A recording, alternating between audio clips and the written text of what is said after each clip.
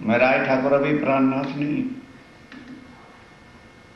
लेकिन देवचंद जी प्राणनाथ बन गए, क्योंकि अंदर कौन बैठे है? प्राणनाथ अक्षरातीत बैठे हैं। तो वो तन, अब नाम तो देवचंद्र होगा पर अक्षरातीत ने धारण कर रखा है। इसलिए महाराज ठाकुर आके चरणों में लगे, सिर पर धरे हाथ। तब बस देखा, राज्य महाराज तो आंख से देख लेते थे, देखा कि इसके अंदर, ओहो, इसके अंदर तो परम धाम की इंद्रावती की आत्मा बैठी हुई है। बस नजर ही देखा, मेहर हो गई और सिर पे हाथ रख दिया। और ध्यान देना, 12 वर्ष महीना 12 वर्ष 2 महीने ऊपर गए 10 दिन ऊपर हो गए। तब श्री देवचंद्र जी सो मिले। तब श्री देवचंद जी सो आकर के मुलाकात हुई, उनके चरणों में शीश झुकाया। उन पहचाने मोमिन। अंदर राज्य महाराज बैठे थे, पहचान लिया कि ये तो परम धाम की आत्मा है। अब यहाँ नौतनपुरी वाले क्या कहते हैं? देखिए, देवचंद्र जी बड़े हैं और प्राणनाथ छोटे हैं, ये अकल है। अरे भाई, वो शरीर आके झुका कि राज्य महाराज भी छोटे बड़े हो गए। अर्थ उल्टे सुनाना और केवल सुंदर साथ को गुमराह करने के बिना इन लोगों को और धंधा ही कुछ नहीं। अभी वो प्राणनाथ नहीं हुए, प्राणनाथ उनके तन में बैठे हुए हैं। उन्होंने पहचाना कि ये तो परमधाम की आत्म है और तत्क्षण अपनी मेहर करके उसी दिन ही उनको तारतम दे दिया। मिलाप श्री देवचंद्र जी का, देवचंद जी से मुलाकात हुई। सोबत श्री जी साहेब। अब यहाँ उनकी श्री जी साहब जी की सोबत वहां हो गई। संवत 16 से 87। और अब कितने, कौन सा संवत था? 1678 में श्री राज्य महाराज देवचंद जी के तन में आके बैठे और 1675 में महाराज ठाकुर का जन्म हुआ। प्राणनाथ की जयंती नहीं हुई, हम सब कुछ भूल चुके हैं। प्राणनाथ की जयंती, अरे बाबा कुछ अकल से काम लो। क्या पार ब्रह्म जन्मते और मरते हैं? एक बॉडी को ही हमने समझ लिया कि ये प्राणनाथ है, बॉडी प्राणनाथ नहीं है। बॉडी किसकी है? महाराज ठाकुर की है। अंदर जो शक्ति होगी वो कैसे अंदर फिर आके बैठती है, वो अभी प्रसंग तुम्हारे सामने आएगा। 1712 लोग। अब 1712 तक देवचंद जी का तन रहा और महाराज ठाकुर उनकी सोबत में रहे। 1687 से लेकर 13 वर्ष वो और 12 साल ऊपर जो 1712 कहते, 25 वर्ष जो है उनको उनके चरणों की सोबत मिली। संवत 1687। संवत 1687 में तेर बड़ोदर और मगसर सुदी 9वीं वाले दिन मिलाप श्री देवचंद्र जी, मिलाप का दिन था। मगसर सुदी 9 को दाखिल को उसी दिन जो है देवचंद जी ने ये देखा राज्य महाराज ने कि इनके अंदर परम धाम की आत्मा है। उसी दिन ही तारतम देके राज्य से संबंध जोड़ा और उनको पहचान करवाई। 12 वर्ष मास 2। 12 वर्ष 2 महीने और 4 दिन जब हुए थे तो आत्म को ये हुआ कि मैं भी जाऊं, तो 6 दिन तक भाई ले नहीं गए। तब से मिलाप का, तब से मिलने का, दर्शन करने की तड़प लग गई। बातुन हुआ विचार करने लगे, आए के चरणों लगे। अब 6 दिन के बाद आके चरणों में लगे, आके शीश झुकाया। तब ही दई निध, तब ही दई निध। निध क्या दे दी? राज्य के स्वरूप की पहचान करा के उनका संबंध तारतम के द्वारा राज्य के चरणों में जोड़ दिया। आत्म का पर आत्म के साथ, राज्य महाराज के स्वरूप के साथ संबंध जोड़ दिया। हृदय मिने, और उसी समय हृदय के अंदर आए बैठी जागृत बुद्ध। आए बैठी जागृत बुद्ध किसको कहते हैं? जो पराशक्ति, जो शास्त्रों में लिखा हुआ है कि जहां सुधी इस संसार के अंदर पराशक्ति आती नहीं, ત્યાં સુધી कोई पार ब्रह्म की अवखान करा सकते नहीं। वो जो शक्ति थी राज्य महाराज ने उनके हृदय में डाल दी और उसी वक्त आत्म जागृत हो गई। तब एकांत में बैठ करके सारा कुछ समझाया कि इस तरह से हमने परमधाम के अंदर माया देखने की चाहना की थी, ब्रज में आए थे। 11 साल और 52 दिन की लीला के बाद हम रास में गए और अक्षर ब्रह्म की इच्छा पूरी करने के लिए अक्षरातीत श्री राज्य राय ने नया तन बांके बिहारी का धारण किया, नया वृंदावन बनाया। नौतन वृंदावन नौतन चांदलो नौतन जमुना तट। योग माया में पहले कोई वृंदावन नहीं था, कोई जमुना तट नहीं थी। नया बनाया अपनी लीला अक्षर ब्रह्म को दिखाने के लिए। वो सारी बातें समझाई, फिर परम धाम के भी सारा ज्ञान दिया कि भी इस तरह से ब्रज रास के बाद हमारी इच्छा पूर्ण नहीं हुई तो ये तीसरा ब्रह्मांड राज्य ने हमको दिखाया।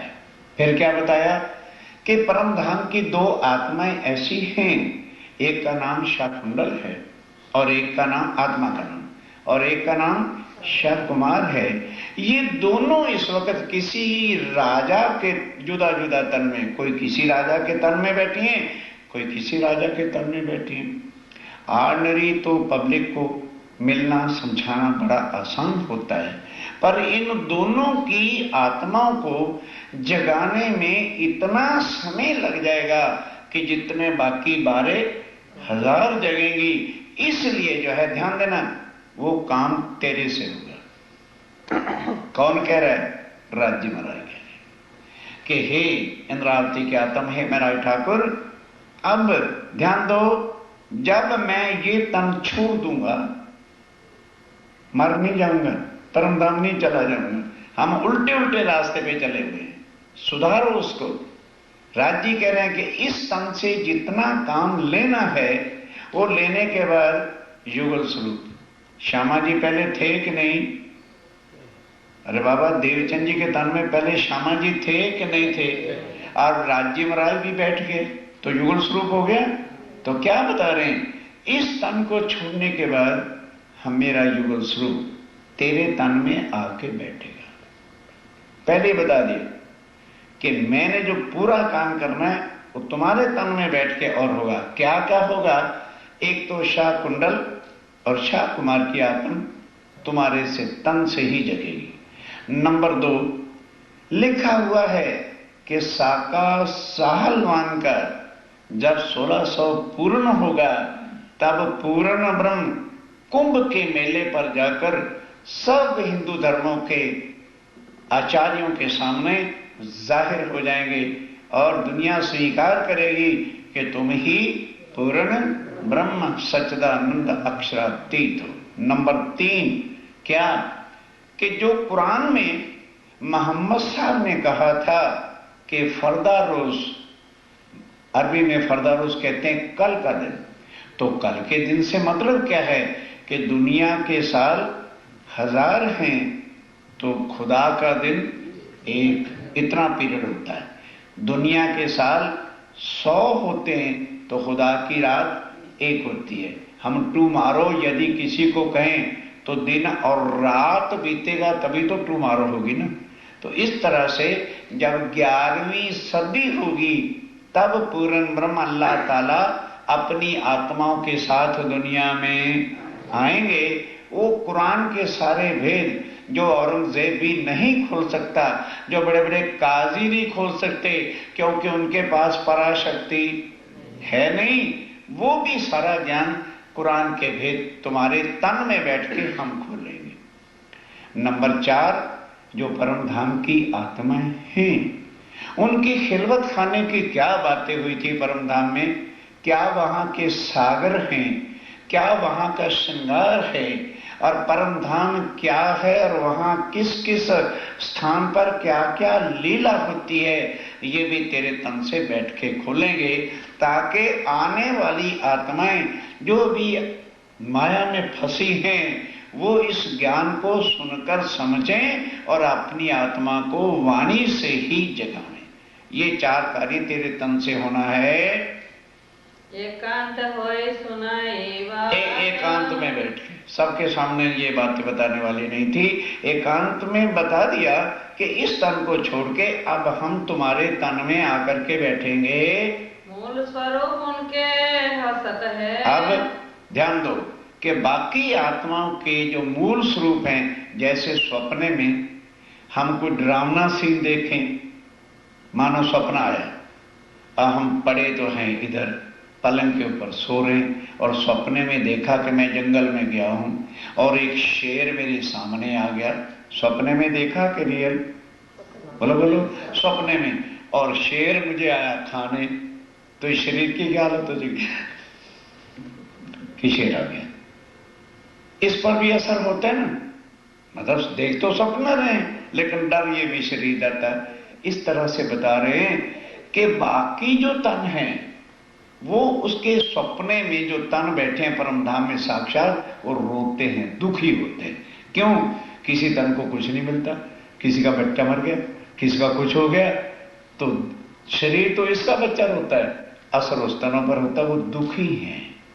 लेकिन ये दोनों के तन जो है वो हंस रहे हैं, क्योंकि दोनों कहां हैं? राजा बने हुए हैं। इसलिए जो है इनको जगाना कुछ कठिन पड़ेगा। एक वो खेल में है अपनी जात, पर परम धाम की आत्माएं हैं, ये सोच ले तू। तब ये चित्त में ग्रह लई, तब ये बातें चित्त में रख ली कि ठीक है, सतगुरु महाराज कह रहे हैं, जब होगा तो हमें क्या मतलब है, राज जी जाने। मतलब इतनी कोई इंपॉर्टेंस नहीं दी, लेकिन फिर भी दिल में ये बात रख ली, भाई वो समय आएगा, राज मेरे तन में बैठेंगे, फिर जो होगा देखेंगे। इशारे से सब समझा दिया, भविष्य की सारी बात बता दी, ये होने वाला है। और बीज कुरान का, और कुरान का जो बीज जो आज दिन तक कोई काजी कोई मुल्ला बता नहीं सकता, वो भी सारी बातें बता दी कि वो तेरे तन में बैठ करके हम खोलेंगे। तो देखी श्री देवचंद्र जी में तीत, देवचंद जी ने सब कुछ बता दिया। फौजी बाई यवन को, अब ध्यान देना, एक दिन चर्चा कर रहे थे, कौन? नाम तो देवचंद्र तय कर लिया जाएगा, अंदर राज्य महाराज बैठे थे। तो एक यवन स्त्री मुसलमान ने, और वो विडो हो गई थी, तो भाई संसार में रहकर पेट तो पालन ही करना पड़ता है, तो वो होलसेल मार्केट में से वेजिटेबल लेकर, जैसे इधर तो खैर नहीं है, उधर इंडिया में तो चलता है, रेडी पर रख लेते हैं लॉरी पर, और बेचा गाजर ले लो, मूलू ले लो, आलू ले लो, पालक ले लो, इस तरह से। तो वो गली में आकर के, खोजी बाई मुसलमानी उसका नाम है, विडो भी है, एक तो नीच जाति, दूसरी विधवा, और जब सब्जी बेचने की आवाज आई तो अंदर बैठे राजी ने आवाज सुनी, कहते भाई गांग जी भाई जल्दी जा बाहर, ये जो आवाज दे करके साग बेच रहा है या बेच रही है उसको जल्दी लेके आओ। ले आए, और उस समय में राय ठाकुर थे, सब लोग बैठे हुए थे, उनको सब्जी बेचना हटाया और उसको ला इला इल्ला, अरबी भाषा है, फर्क कुछ नहीं। हम कहते हैं अक्षर, वो कहते हैं ला, हम कहते हैं अक्षर, वो कहते हैं इला, हम कहते हैं अक्षरातीत, तो वो क्या कहते हैं? इल्ला। उसको उसी भाषा में समझाया और तुरंत तारतम दिया, और तारतम देके उसको सेवा दे दी कि आज के बाद तूने ये बेचना नहीं है।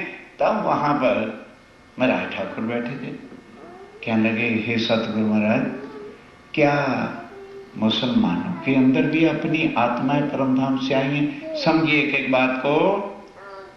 हमें कोई रही भाई वासना जान, ये परमधाम की आत्मा है, इसका नाम रही भाई है। तब पूछी श्री जी साहेब, अब ध्यान के साथ, तब महाराज ठाकुर सवाल करते हैं कि हे धनी, क्या इनके अंदर भी अपनी आत्माएं उतरी हुई हैं क्या? तब श्री देवचंद्र जी ये कहा, तब राज्य महाराज जो देवचंद जी के तन में बैठे हैं क्या उत्तर देते हैं? यहाँ में कोई कोई वासना जान, कोई कोई, बाकी सब हिंदू तनों में ही है, कोई कोई आत्म जो है वो मुसलमानों के कोई बिरली 1% भी नहीं, आधा % जो है उतरी हुई है। और इनके कुरान में, अब क्या बता रहे हैं कि इनके कुरान में भी हमारे प्रमाण हैं। कुरान में भी प्रमाण है, बाइबल में भी प्रमाण है कि कलयुग में कौन आएगा, God will come for his chosen person. Bible पढ़ के देखो कि वो जो पूर्ण ब्रह्म है वो अपनी आत्माओं के लिए जगत में आएगा। उसके आने का कारण उनकी आत्माएं होंगी, पर वो दुनिया में आएंगे। इसलिए सबको भवसागर से पार करके बाइबल और कुरान में लिखा है कि 8 बहिश्तों में उनके जो है हिसाब से रखेंगे, आत्माएं परम धाम जाएंगी। है अपनी पहचान, कुरान के अंदर भी अपनी पहचान लिखी है। हम तो इन कुरान को, अब देवचंद जी कहते हैं मैंने कुरान को देखना बहुत चाहा, पर सुंदर साथ ने मुझे देखने ही नहीं दिया, हिंदू पने में ही रह गए ये लोग। तुम्हारे आगे कह दो, ये भेद मैं तुम्हारे सामने खोल रहा हूँ, या के वास्ते सब, ताकि जो है तुम्हें अच्छी तरह से अभी से औल खान पहचान हो जाए। ये बात तुमसे होएगी, ये बात तुमसे, भाई सो नहीं, बस 2-4 मिनट की बात है। ये बात तुमसे होगी जब तुम्हारे तन में हम बैठेंगे, तब ये लीला होनी है।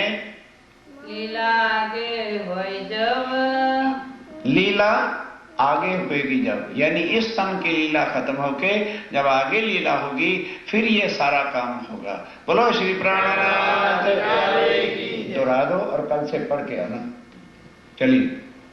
तुम्हारे आगे कहत हो, तुम्हारे आगे कहत हो, या के वास्ते सब, या के वास्ते सब, ये बात तुमसे होएगी, ये बात तुमसे होगी। चारों बातें मैंने आपको बता दी। क्या? एक तो जो वेद शास्त्र पुराणों में लिखा है, एको ब्रह्म द्वितीय नास्ति, पर उसको कोई पहचान नहीं सका। उस का सालवान का जब 1600 पूर्ण होगा, तब तुम्हारे अंदर हम बैठेंगे और वहां जाके हरिद्वार में हिंदू शास्त्रों के हिसाब से सब भेद खोलेंगे। नंबर 2, फिर औरंगजेब का उस समय राज होगा और वो हिंदुओं पर बहुत अत्याचार बरसा रहा होगा। तब तेरे तन में बैठ के उसका अभिमान तोड़ के और उनको भी चुकाएंगे। नंबर 3, ये शाह कुंडल और शाह कुमार की आत्म भी तुम्हारे द्वारा उस तन में बैठ के हम जगाएंगे। और चौथा, परम धाम की आत्माओं को परम धाम का ज्ञान। वो 4 किताबें, खिलवत, सागर, श्रृंगार और परिक्रमा। परिक्रमा का मतलब उस परम धाम में क्या क्या स्थान है, जहां राज्य महाराज अक्षातीत जाके अपनी आत्माओं के साथ।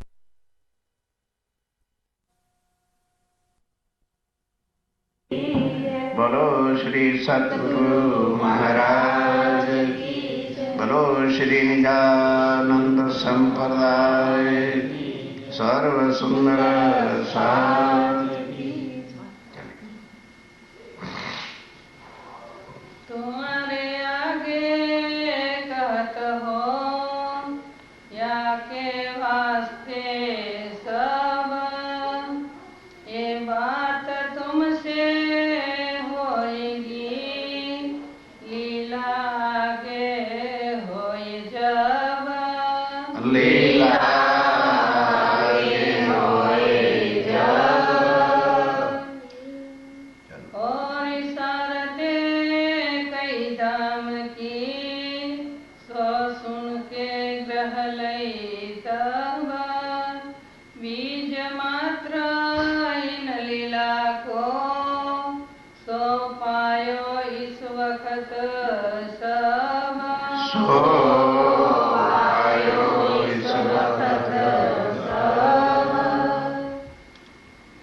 प्राणों के आधार आत्म संबंधी वाला सुंदर शास्त्री,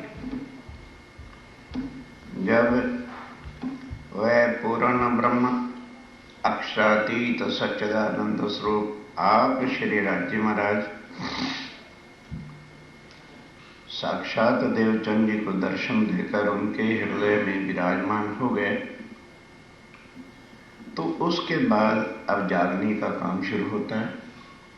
सबसे पहले गांधी भाई जो परमधाम की धनबाई की वासना थी उनको जगाया, फिर धीरे धीरे करते एक से दूसरा, दूसरे से चौथा, सब जो है आत्माएं जो परमधाम की थी वो आने लगी। इस तरह से केशव ठाकुर के घर महराय ठाकुर, गोवर्धन ठाकुर और उदय ठाकुर, फिर उसके बाद सांवलिया ठाकुर और हरवंश ठाकुर, ये 5 पुत्र थे उनके। उनके अंदर जो महराय ठाकुर है उनके अंदर परमधाम की आत्म है। और उधर क्या लिखा था शास्त्रों में, श्रीमद् भागवत में, देवापी स्नातनोधराता मरुष्कलाग्रामे,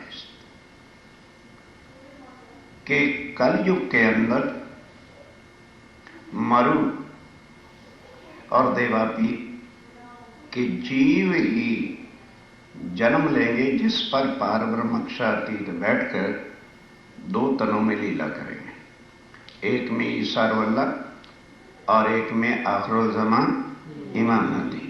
या अर्थात एक में जो आज लोग कहते हैं शास्त्रों के हिसाब से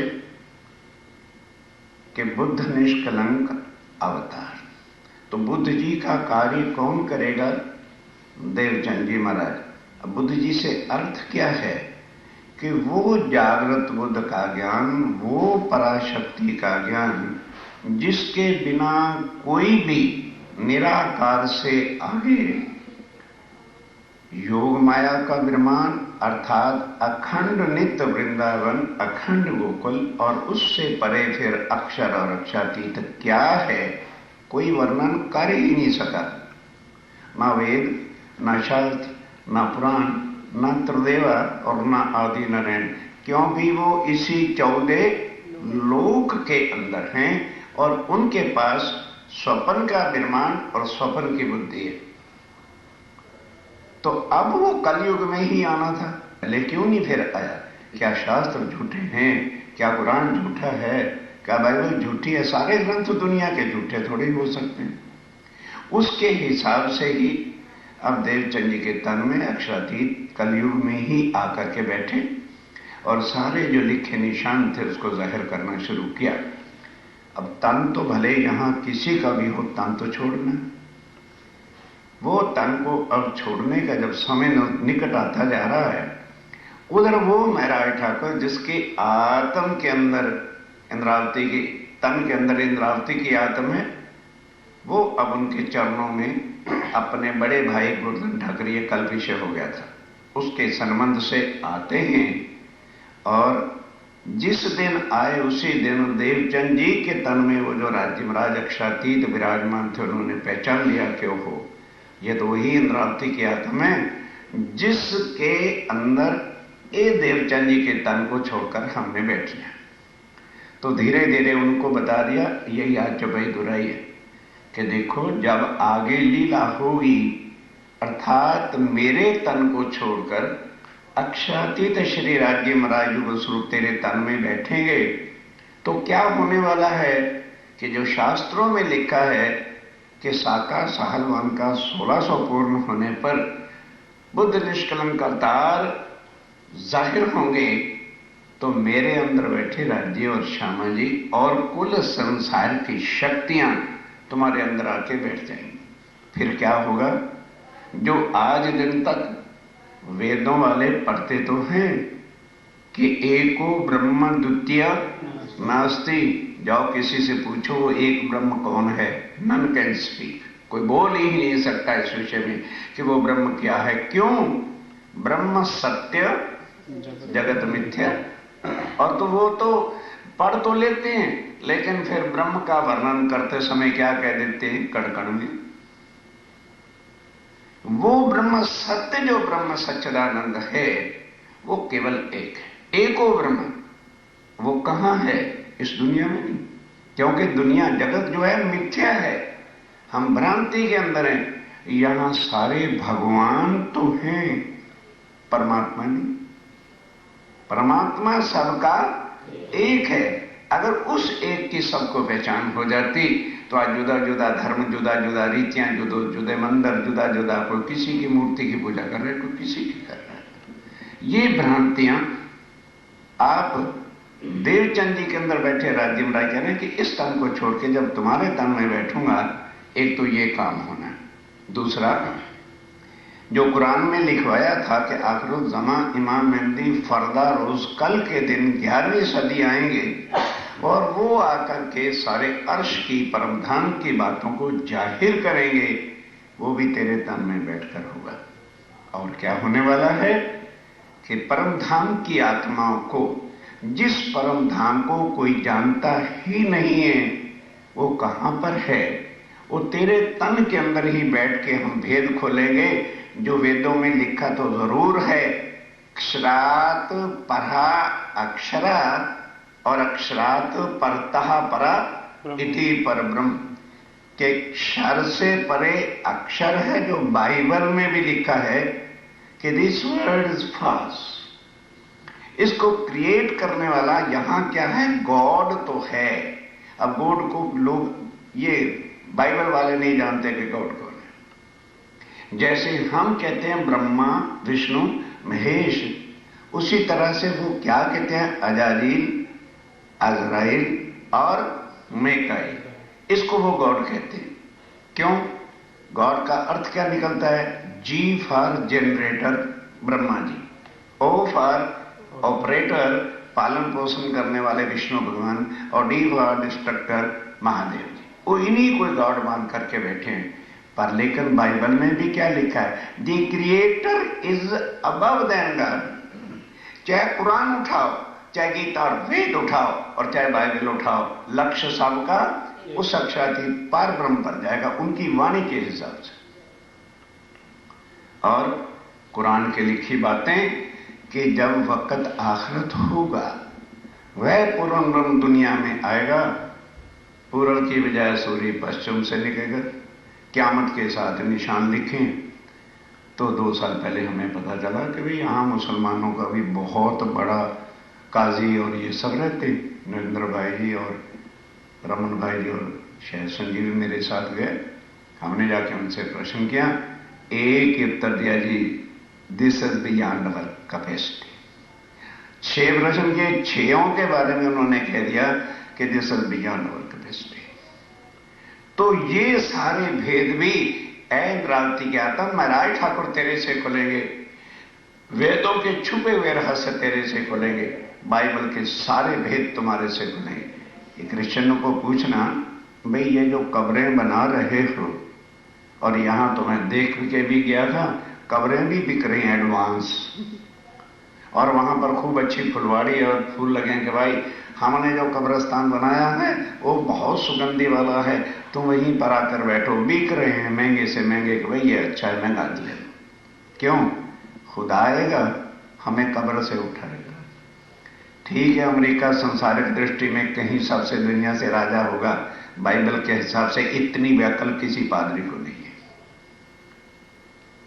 उनसे पूछो कि भाई ये मृतक शरीर की हड्डियां 10 साल के बाद तो मिट्टी हो जाती है, बिल्कुल हड्डियों में कीड़े खा जाते हैं, तो इन हड्डियों को आके परमात्मा जगाएगा। तब सोचिए वो कब्रें कौन सी हैं, ये वो कब्रें नहीं, ये कब्रें बैठी। इनमें जो हमारा जीव आके मुर्दा हुआ पड़ा है, जब पार ब्रह्मक्षातीत की वाणी सुनेगा तो इसको जागृति आ जाएगी। यह है उठ के खड़े होना। इस तरह वो सारी कुरान की बातें, बाइबल की बातें, हिंदुओं के ग्रंथों में जो भेद हैं पर खोल नहीं सका, वो तेरे तन में बैठ करके हम खोले। और परमधाम की आत्माओं के लिए, जिस परम धाम को आके भूल गए, पता ही नहीं परम धाम है कि नहीं, पता ही नहीं हमारे अंदर आत्मा है कि नहीं, वो भी सारी वाणी तेरे तन में बैठ के हम जाहिर करेंगे, जिसको कहते हैं स्वरूप सार। ये बाद में सारा कुछ हुआ। अब उस समय सुन के सारा कुछ हृदय में रखते चले गए। अब इस तरह की चर्चा जब सुनते हैं महाराज ठाकुर, तो सतगुरु श्री धनी देवचंद जी के अंदर बैठे राज्य महाराज यही रोज समझाते हैं कि देखो आत्मा हम सब की एक है और धनी हमारा एक है। तो अब सुनते सुनते महराज ठाकुर को दिल में ये बात लगी कि भाई जब इनकी आत्मा अब यहां भूल गए, ये अर्थात सतगुरु देवचंद जी की आत्मा और मेरी आत्मा एक ही परम धाम की हैं, तो फिर इनको परम धाम नजर आता है और हमारे राज्य महाराज जब खामद एक है, धनी एक है, तो मेरी आत्मा को परम धाम क्यों नहीं आता?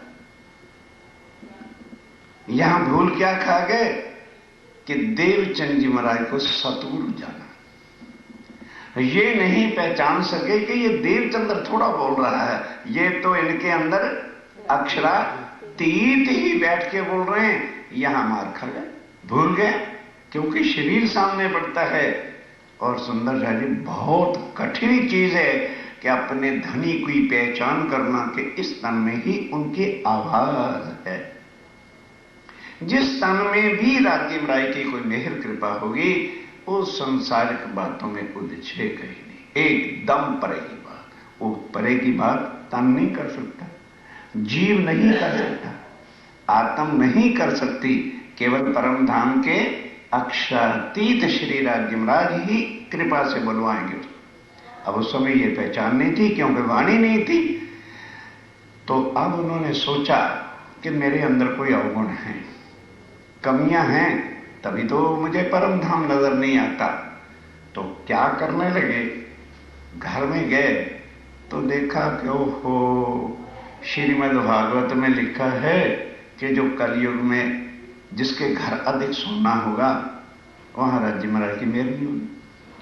अब फूलबाई अगर एक जाम साहब के लड़के की पत्नी है तो उस समय सोने का भाव ही क्या होता हो। तो जितना घर में दागिना और सोने वस्त्र थे सबको गठरी बांधी और जाके सतगुरु महाराज देवचंद जी के चरणों में लग दिया और बार बार यही पूछें कि जी मेरे अवगुण बता दो, मेरे अवगुण बता दो। ये ना कहें कि मुझे परम धाम नजर क्यों नहीं आता। तो देवचंद जी हमेशा उनको यही उत्तर देवें, अरे भाई अवगुण, ध्यान से, अवगुण शरीर के अंदर होते हैं। 5 तत्वों का बना हुआ जो शरीर है इसमें अवगुण हो सकते हैं। आत्मा जो परम धाम की है वो गुण अवगुणों से रहित होती है। तेरी आत्म निर्मल परम धाम की है और तेरे अंदर कोई अवगुण नहीं है। कहने फिर घर जाए, फिर सोचे भी सतगुरु महाराज ऐसा कहते हैं तो फिर उनको परम धाम नजर आता है, मुझे क्यों नहीं परम धाम नजर आता। ठीक कहने लगे, ओहो ये जो मैं रोटी ज्यादा खाता हूं ना, युवा अवस्था से भूख तो धारे को अब भी लगती है। कहने लगे ओहो ज्यादा रोटी खाता हूं ना, ये ठीक नहीं है। 4 रोटी से 2 कर दी, 2 से 1 कर दिया, 1 से आधी कर दी और आधी से 1 टका। जैसे अपन लोग प्रसाद इतना 24 कलाक में खाएं, होना क्या था, शरीर को खुराक नहीं देगा तो ये वीकनेस आ ही जाएगी। करते करते इतने कमजोर हो गए, फिर भी परम धाम नजर नहीं आया। फिर कहने लगे अच्छा मैं अपने मन की परीक्षा तो लूं जरा, आया इसकी कुछ चाहना तो बाकी नहीं। तो बाजार जाएं जहां बड़ी बड़ी स्वीट्स के हट हो, बड़ा कुछ और हो और बड़ी सुंदर चीजें सजी हुई हो, जरा भी मन इधर उधर फटके तो खड़े होकर कहें ओ पापी मन, ओ कम वक्त मन, क्या अभी तू संसार के नरकों में पड़ा रहेगा, क्या अभी तेरी तृष्णा नहीं हुई। इस तरह से मन को खूब फटकारे, कसोट करने, फिर भी परम धाम नजर नहीं आया। रोटी छोड़ देने से कोई परम धाम थोड़ा नजर आना है, वो आत्मा का संबंध है, ये शरीर की बात है। उसके बाद क्या होता है, 1700 का साल जब पूरा हुआ तो बड़े भाई गोवर्धन ठाकर का शरीर छूट गया। चलना है यार, एक ने शरीर का भरोसा क्या है। अब ये इतनी कसनी पर उतर आए कि जब रोटी कोई नहीं खाता तो मरने की मुसीबत तो आई गई। तब बालबाई, ध्यान रखना बालबाई का खास विशेष नाम ध्यान रखना, ये गांगजी भाई की बहन। तो वो भागी भागी आई, आके सतगुरु देवचंद जी महाराज को कहते हैं, हे महाराज एक भाई तो पहले गोवर्धन ठाकर चला गया, अब ये महाराज ठाकुर भी तो चलने का समय आ गया, आज मर जाए या कर मिल जाए, क्या आप अपनी आंखों से देखा करोगे कि सुंदर साथ इस तरह से चला जाए? क्यों नहीं आप उसकी एक इच्छा पूरी कर देते? कहते भाई वो जब भी आता है यही पूछता है कि हे सतगुरु महाराज मेरे अवगुण निकाल दो, मेरे अवगुण निकाल दो। तो मैं उसके अंदर अवगुण, उसकी आत्म तो निर्मल है, तो मैं क्या अवगुण बता दूं? तो कहते हैं अच्छा अगर भाई ऐसी बात है तो जा तू बुला के ले आज मेरे सामने। बाल भाई बुला के ले आई। अब ध्यान के साथ सुनिए, सतगुरुदेव चंद जी महाराज ठाकुर से क्या पूछते हैं? तब देवचंद जी ने क्या पूछा? क्या है तेरे मन में? तब देवचंद जी ने फिर पूछा, भाई महाराज ठाकुर आखिर बात क्या है? क्या है तेरे मन में? तू बताता क्यों नहीं? तेरी चाहना क्या है? तुम देखो मैं क्यों ना देखूं। आज बोले तो क्या बात यह है सतगुरु महाराज, जब आप चर्चा सुनाते हो तो आप यही तो कहते हैं ना हमारी आत्मा सबकी एक है, तो फिर राज्य तो एक है ना। तो जब आत्मा सबकी एक है और पारब्रह्म अक्षातीत राज्य भी एक है, तो राज्य तुम्हें तो परम धाम दिखाते हैं, तो क्या मेरे राज्य से इतना नहीं होता कि वो मुझे परम धाम दिखा दे? ओ क्यों नहीं, मुझे परम धाम क्यों नहीं दिखता है? सो क्यों ना होए मुझसे, मेरे से परम धाम का वर्णन क्यों नहीं होता? आप जब चर्चा सुनाने लगते हैं, मूल मिलावे का वर्णन करते हैं, फूलबाग नूरबाग का वर्णन करते हैं, सात घाट से जमुना जी का वर्णन करते हैं, मेरे से क्यों नहीं होता है ये? वस्तु हुक्म की, ध्यान के साथ अच्छी तरह समझ लो, ये वस्तु हुक्म की। समझा रहे हैं कि ये वस्तु हुक्म की, सो होवे एक ही ठोर। एक ही तन में बैठ करके राज्य महाराज इस चर्चा का रियल विस्तार करेंगे, वो मेरे बस की बात नहीं है भाई, और राज्य के बस की बात है। उनका हुक्म जिस तन पे होता है, जहां वो कृपा करते हैं वही कर सकते हैं। अब मैं वो हुक्म जो राज्य का, वो मैं कैसे तुम्हें दे दूं? मोहे उठाए तुम बैठो, मुझे उठाए नहीं, मुझे उठा दो और तुम बैठ जाओ। कहां से? गद्दी से नहीं। लोग क्या कहते हैं, मुझे उठा दो गद्दी से तुम बैठ जाओ, तो क्या गद्दी बोल रही है? मैं उठ जाऊं इस सोफे से, ये सोफा चर्चा सुनाया करेगा।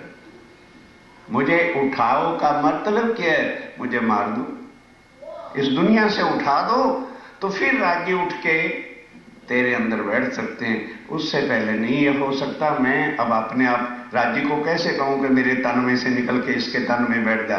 ये हुक्म की बात है।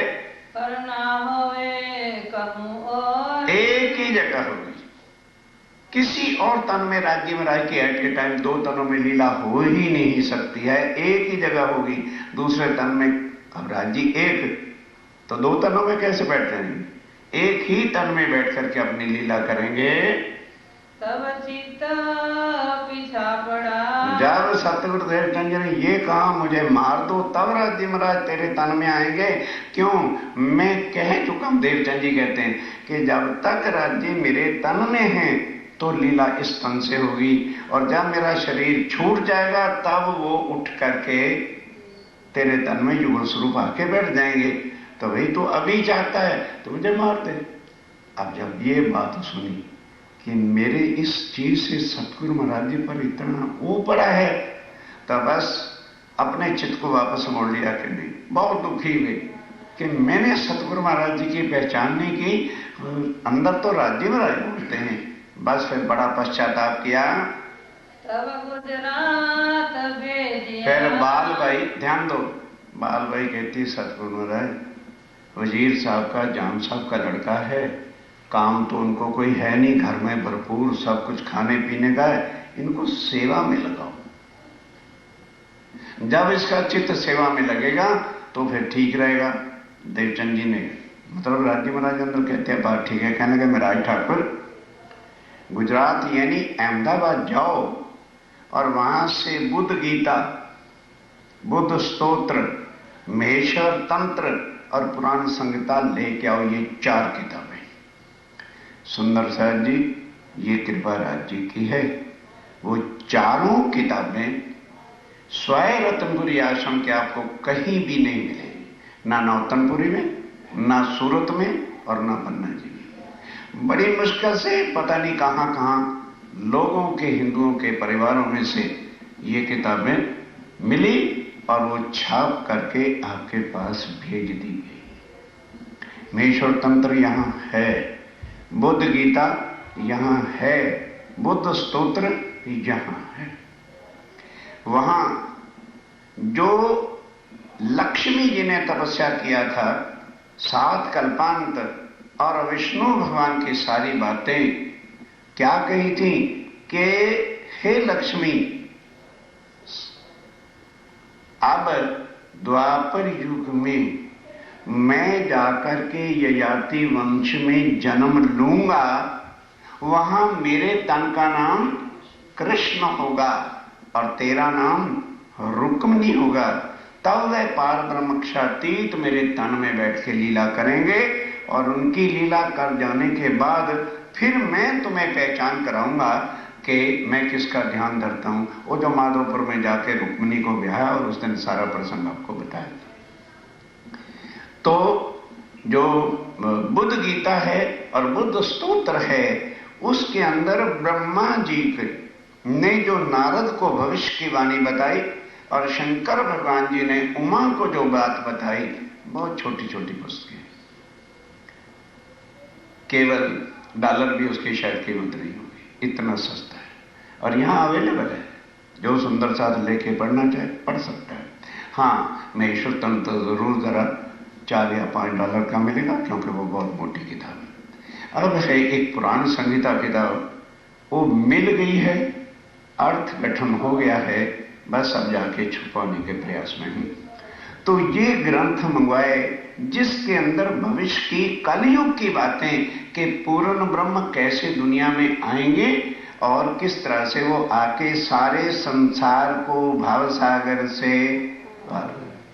जो काम कोई नहीं कर सका, राम नहीं कर सका, कर सकते नहीं, कृष्ण नहीं कर सका, कर सकते नहीं, तरदेवा ने किसी को भव से पार नहीं किया, कर सकते नहीं, और ना ईसा ने किया, ना मोहम्मद ने किया, ना दाऊद ने किया, ना मूसा ने किया।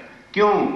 वो इस ब्रह्मांड की शक्ति है और ये ब्रह्मांड बनता और मिटता है। और सब ग्रंथों में लिखा है वो काम, जैसे कब्रों से उठाना, मुर्दों को जीवित करना, ये काम कौन करेगा? पूर्ण ब्रह्म सच्चिदानंद, जिसको अल्लाह ताला भी कहते हैं कुरान में और बाइबल के अंदर सुप्रीम ट्रुथ गार्ड करते हैं। तब अब ध्यान देना, वो चारे किताबें गए और लेकर के चले आए। अब फिर क्या सेवा लगाएं? तो अब ध्यान के साथ गांग जी भाई का मोटा भाई धन पैसा कमाने के वास्ते घर परिवार को छोड़कर के अरब देश में गया हुआ था। बहुत साल हो चुके थे।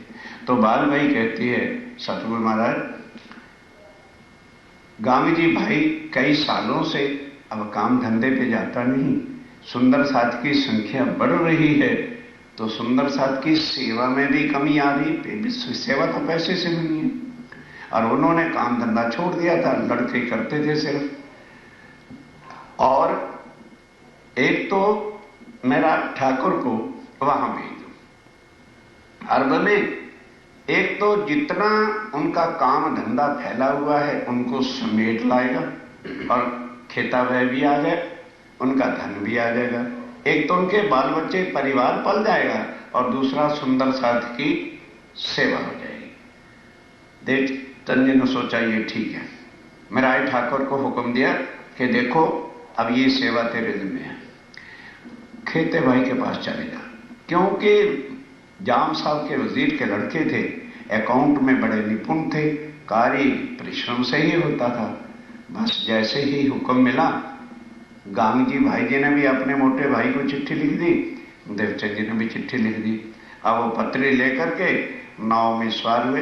उस समय 22 ही जाया करते थे, समुद्र के द्वारा प्लेन वगैरह नहीं होते थे। 40 दिन के बाद नाव वहां पहुंच गई, बस किनारे पर उतरे और फिर जाके एड्रेस था ही, पूछे। अब खेता भाई जी से मुलाकात हो गई। खेता भाई जी ने देखा कि चलो भारतवर्ष से कोई ना कोई तो मेरी संभाल करने वाला भी आया है। खूब जो है गले लगे, मिले, सब कुछ।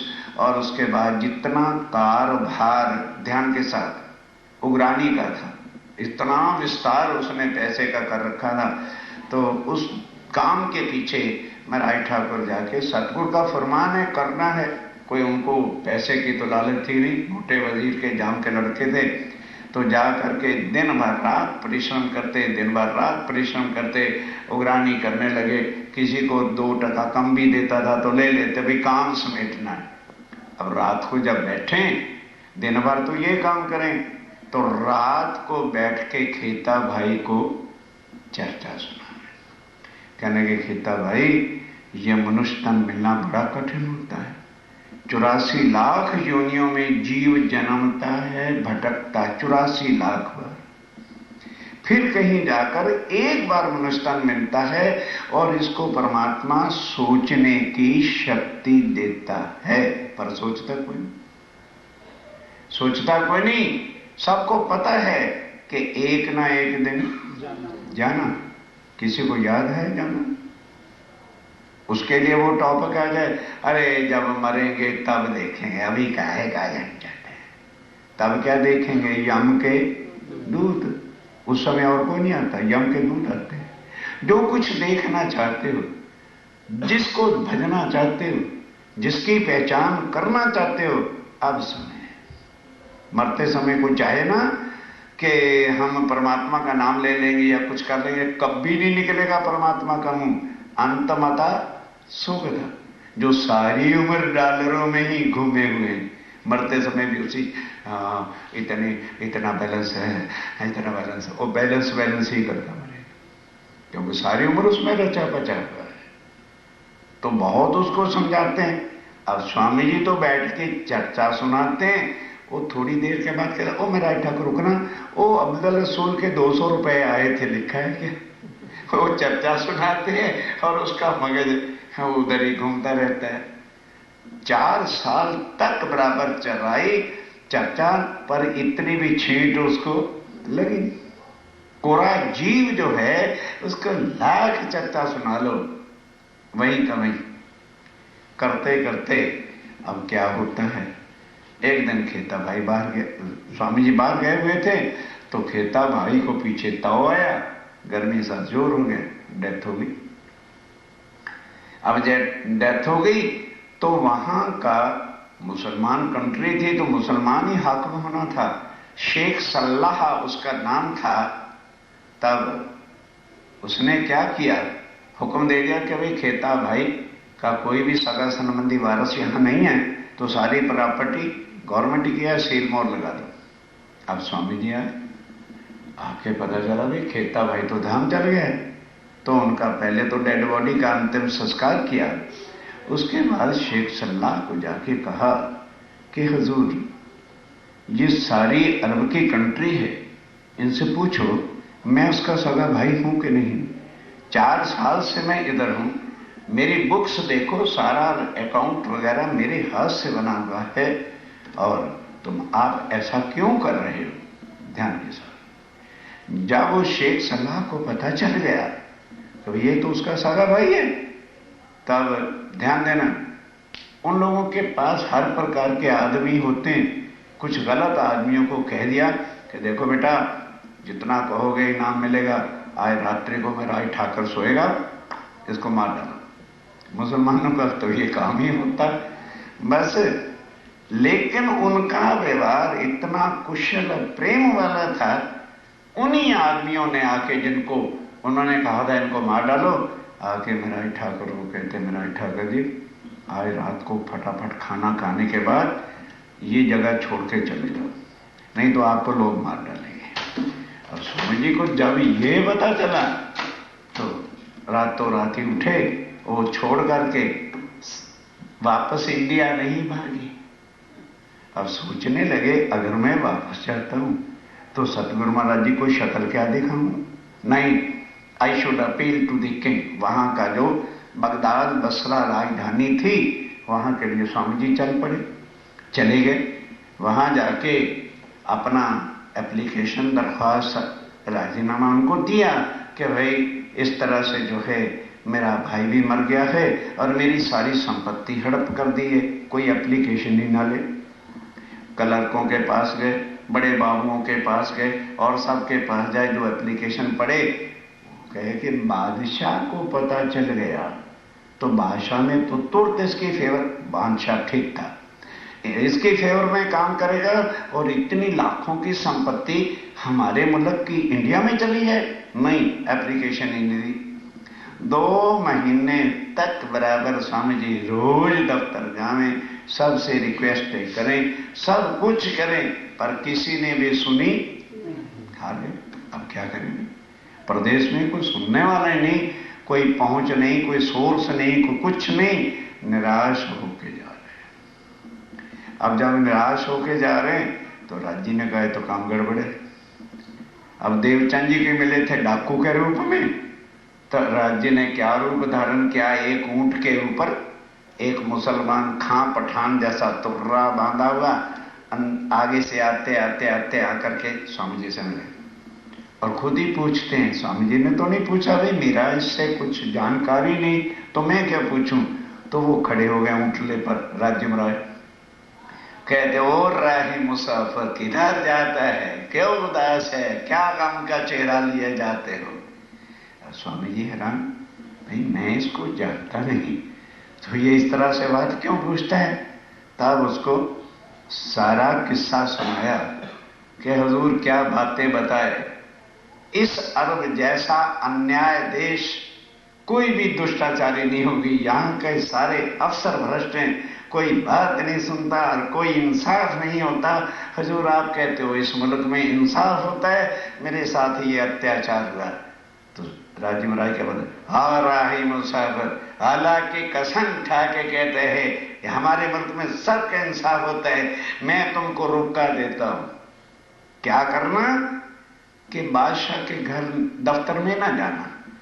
जब वो नमाज पढ़ने के लिए फ्राइडे को जुम्मे की नमाज मुसलमान अवश्य पढ़ते हैं, निकलेगा तो रास्ते में खड़ा हो जाना। उसके साथ पुलिस और सेना तो होगी, पर तुम ना घबराना, दम रखना जरा, और अंदर घुस के जाके बादशाह का पल्ला झटक देना, वो घोड़े पर सवार होगा। बस उस समय वहां के सिपाही, मिलिट्री जो बॉडीगार्ड हैं, वो तुम्हें मारने के लिए आएंगे, घबराना ना। उसी वक्त बादशाह सबको रोकेगा, हर दो पीछे, मैं इस मुसाफिर की अवश्य रिपोर्ट सुनना चाहता हूं। वो ऐसा करेगा, फिर उनको ये ना कहना कि ऐसा है, कहना देखो बादशाह सलामत, इस तरह से मेरे साथ अत्याचार हुआ है, या तो यही इंसाफ कर दो, नहीं तो जब खुदावंद ताला वह पूर्ण ब्रह्म तख्त के इंसाफ पर बैठेगा तो तू उस वक्त बादशाह नहीं होगा, तो उस वक्त गुनाहगारों की लाइन में लगा होगा, मैं तेरा वहां पल्ला झटकूंगा कि जी मैं इसके दरबार में गया था इंसाफ कराने के लिए, इसने मेरा न्याय इंसाफ नहीं किया, मेरा इंसाफ लिख दो।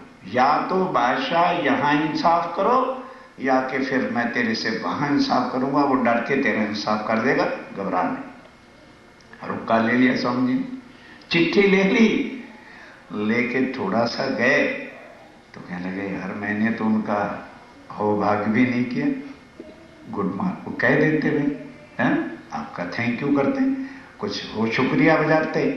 लौट के देखा तो ऊंट वाला है ही नहीं, और राज्य आए थे काम करके चले गए। बहुत ढूंढा भी, पहाड़ी में इधर उधर पर मिले। अब देख स्वामी जी फिर लौट के गए राजा के उस जगह पर, और कोई मकान छोटा सा लेके बैठ गए। तब शुक्रवार जब फ्राइडे आया, उसी तरह से उस रास्ते में खड़े हो गए जहां से बादशाह ईदगाह को नमाज पढ़ने जुम्मे की जाता था। तो वहां स्वामी जी खड़े हो गए। अब पहले तो दिल कांपा भी, बर्छे और सब कुछ लिए हुए सेना है, किसी ने मार दिया तो क्या होगा, कह रहे नहीं। फिर हौसला किया, बस सेना जा रही थी, बीच में से घुस के गए और बादशाह का पल्ला जो था झटक दिया। वो तो हम और आप भी जानते हैं कि बादशाह लोग बड़े मुलायम कपड़े पड़ते हैं, तो उन्होंने एचकन लंबा कोट पहन रखा था, शाही लिबास, तो जैसे झटका तो उसकी कस भी जो अंदर बंदी होती है टूट गई। तो बादशाह ने देखा कि सेना मारने आई है, रुक जाओ, खबरदार, मैं इस मुसाफिर की अवश्य सुनूंगा, क्योंकि इस तरह से आज दिन तक किसी ने भी मेरा पल्ला झटका। बादशाह का पल्ला झटकना कोई इजी जॉब होता है। तब बादशाह ने पूछा, यहां भी अरबी में लिखा है ला तखुफ या बनी, ये अरबी भाषा है। बनी कहते हैं बेटे को, ला मैंने नहीं, तखुफ मैंने तू दिल में किसी प्रकार का भी डर मत ला, जो तेरी शिकायत है तू स्पष्ट कह। फिर उन्होंने सारी बात बताई कि मेरा भाई इस तरह से मर गया है और वहां का शेख सल्लाह जो डीएम है, मजिस्ट्रेट है, उसने जबरन इस तरह से जो है मेरा सारा धन हड़प कर लिया है, मेरा इंसाफ होना चाहिए। कहने लगे अच्छा, अब तो मैं नमाज पढ़ने जा रहा हूं, कल दरबार में आने पर सबसे पहला केस तेरा होगा, चिंता मत कर, तू वापस। अब स्वामी जी जहां ठहरे थे वहां चले गए। अब दूसरे दिन बादशाह सवेरे उठा, कहने भाई बुलाऊं किसको? मैंने तो उस मुसाफिर का नाम ही नहीं पूछा, भाई तेरा नाम क्या है, तू कहां रहता है? दरबार में गया, जाकर के उस समय ढिंडोरा दिया जाता था, अर्थात एक ढोल पीटने वाला लोग होते थे और वो सूचना दे देते थे तो सारे लोग ध्यान से सुन लेते थे।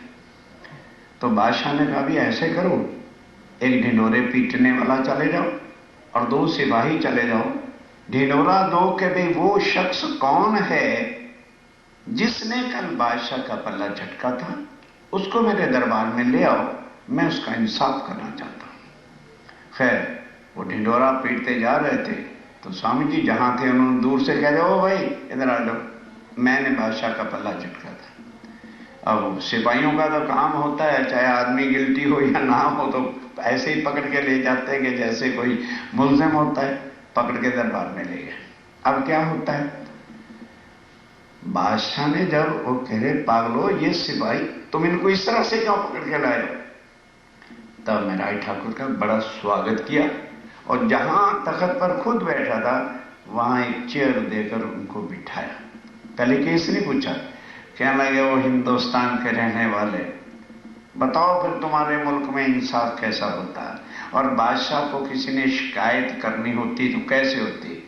कहने लगे हजूर हमारे मुल्क में तो बादशाह को तो दरख्वास्त देनी नहीं पड़ती, बादशाह जहां जा रहा होता है उसको कहते हैं वो बादशाह सलामत रुक जा, ये मेरा केस है, वो कर देता है।